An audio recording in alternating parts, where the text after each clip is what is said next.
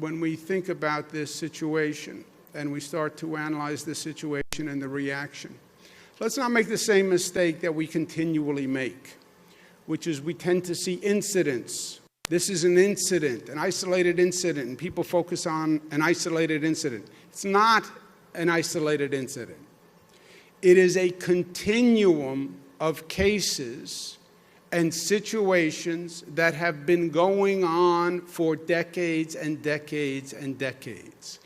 These are just chapters in a book. And the title of the book is Continuing Injustice and Inequality in America.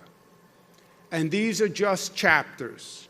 The chapters started modern day Rodney King in Los Angeles, 1991. Abner Louima in New York, 1997. Amadou Diallo in New York, 1999. Sean Bell in New York, 2006. Oscar Grant, Oakland, California, 2009. Eric Garner, New York City, 2014. Michael Brown, Missouri, 2014. Laquan McDonald, Chicago, 2014. Freddie Gray, Baltimore, 2015. Antoine Rose, Pittsburgh, 2018. Ahmaud Arbery in Georgia, 2020. Breonna Taylor in Kentucky, 2020. George Floyd in Minneapolis, 2020. That's why the outrage. That's why the frustration and the anger. It is not about one situation. It's about the same situation happening again and again and again and again, and seeing the same thing and not learning the lesson. And then it's that happening in a broader context and a broader circumstances, which is what's going on with the coronavirus, which affects and kills more minorities than anyone else.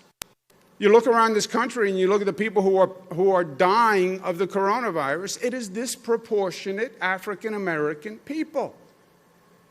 And it's just a continuing injustice, and that's the frustration and that's the protests. Nobody is sanctioning the arson and the thuggery and the burglaries, but the protesters and the anger and the fear and the frustration, yes, yes. And the demand is for justice. And when the prosecutor came out and said, well, there's other evidence, but I can't tell you anything more than that, that only incited the frustration. Injustice in the justice system. How repugnant to the concept of America. And over and over and over again. I stand figuratively with the protesters. I stand against the arson and the burglary and the criminality. I stand with the protesters.